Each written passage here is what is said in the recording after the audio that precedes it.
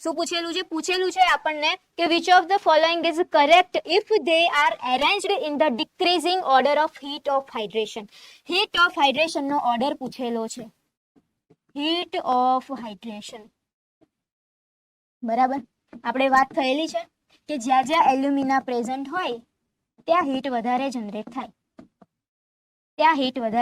થાય, આ વાત આપણે થયેલી છે. પણ બધા ધ્યાનથી સાંભળજો.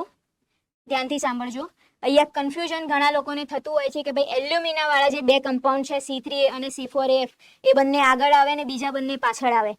હા, વાત સાચી છે, આ વાત સાચી છે. પણ ક્યાં સુધી આ વાત સાચી છે? પણ ક્યાં સુધી? તો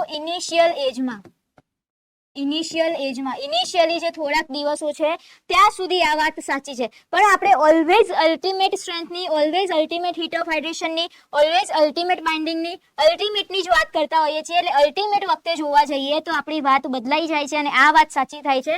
કેમ? કારણ કે અલ્ટિમેટ વખતે આ જે C3S કમ્પાઉન્ડ છે, ટ્રાય કેલ્શિયમ સિલિકેટ કમ્પાઉન્ડ છે, એની હીટ ઓફ હાઇડ્રેશન C4AF કરતા વધારે હોય છે. C4AF કરતા C3S વધારે હીટ જનરેટ કરે છે અલ્ટિમેટ દિવસોમાં, બરાબર. એટલે આ યાદ રાખજો, કન્ફ્યુઝ ના થતા. અને આ વસ્તુ એક્ઝામમાં ટીક કરીને આવવાની નથી. મને ખબર છે કે બધા લોકો એવું ગોખીને મારેલું હોય કે C3A C4AF એલ્યુમિના બંનેમાં પ્રેઝન્ટ છે, એલ્યુમિના આવે એટલે હીટ આવે એટલે એ બંને પહેલા આવશે, બરાબર. ના, આ વાત ખોટી છે, બરાબર.